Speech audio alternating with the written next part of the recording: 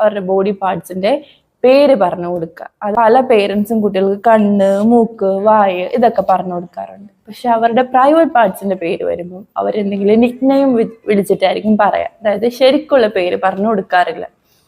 അത് എന്തുകൊണ്ടാണെന്ന് വെച്ചാൽ ഇന്നും നമ്മുടെ പേരൻസിനാണെങ്കിൽ കൂടി ആ പേരുകൾ ഓപ്പൺ ആയിട്ട് പറയാനുള്ള ഒരു ബുദ്ധിമുട്ടുണ്ട്.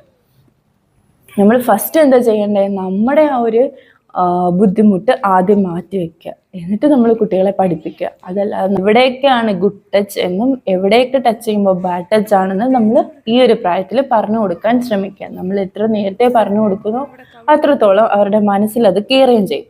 ഇനി ഒരു 2 വയസ്സ് മുതൽ ഒരു 3 വയസ്സ് അല്ലെങ്കിൽ 4 വയസ്സ് അങ്ങനെയൊക്കെ ഉള്ള കുട്ടികൾക്ക് അവരുടെ ഒരു പിയർ ഗ്രൂപ്പിൽ നോക്കുമ്പോൾ ബോയ്സും ഗേൾസും കാണാറുണ്ട്. അപ്പൊ അവരുടെ ഇനി ഇൻ കേസ് അവരുടെ ബോഡി പാർട്സ് എന്തെങ്കിലും കുഞ്ഞെ കുളിപ്പിക്കുമ്പോഴോ എങ്ങാണ് കാണുകയാണെന്നുണ്ടെങ്കിൽ ഇവർക്ക് ഡൗട്ട് വരാം.